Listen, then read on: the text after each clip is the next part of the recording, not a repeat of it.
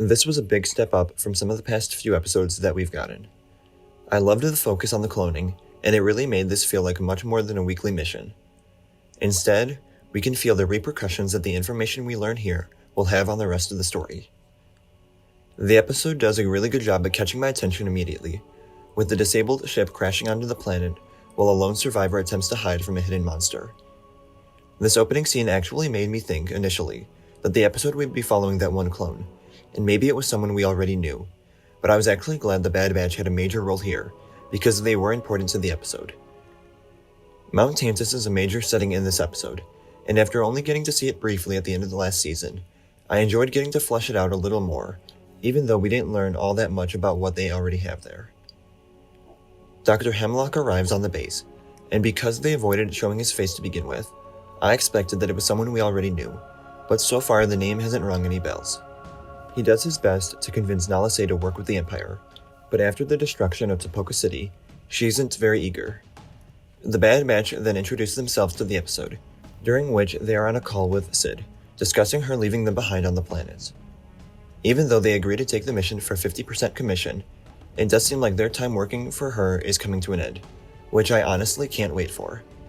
While some of her missions have been enjoyable to watch, they've all started to feel very similar to each other, and I think the story can become much more interesting if the Bad Batch are free to do whatever they want. They arrive at the crashed ship, and I loved how eerie everything was, everything from the music to small details with the setting.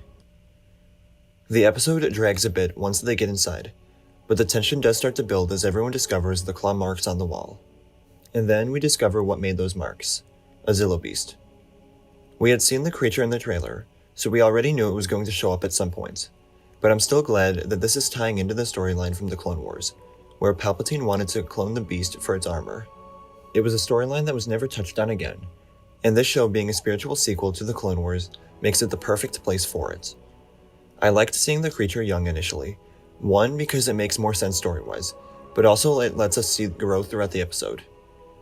I thought using the power to enlarge itself was a nice detail, but I also think that it all happened very quickly, mainly after it escaped the ship. 1 second it was a normalish size, and the next it was taking up almost the entire power plant. I'm not quite sure what they could have done, but I would have liked to spend more time going from one size to the other. We get to see a little of how smart Omega can be and some of the information she picked up while growing up on Kamino, and she makes an offhand comment about off-world cloning, which makes me think that the Zillo Beast was coming from Coruscant, which makes sense knowing Palpatine. Another thing this episode does well is not assume everyone has seen the Clone Wars episode that connects to this. It might enhance the experience, but Tech is able to go through all of the important information that would mean something here, so that by the end of the episode, everyone knows roughly the same things. We finish up with even more cloning information, in which we learned that the Empire wants to control cloning, not end it.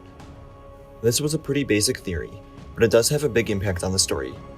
It gives different meaning behind the decision to destroy Kamino, and it also makes sense out of what we saw in The Mandalorian on Navarro, with what looked to be the cloning pods. With the heavy focus on Tantus and the cloning this episode, I am much more excited for the final 5 episodes than I was before, because I think it can end up tying a lot of these different stories together. Near the end, Hunter also mentioned sending the details to Rex and Echo, so while I don't want to get my hopes up, next week could be the episode where we get to focus on the 2 of them.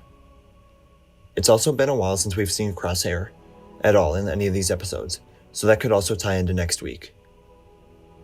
Metamorphosis takes an unfulfilled storyline and turns it into a captivating episode full of action, connections, and setups for the rest of the season, earning a rating of 8.5 out of 10. Let me know what you thought of this episode in the comments below.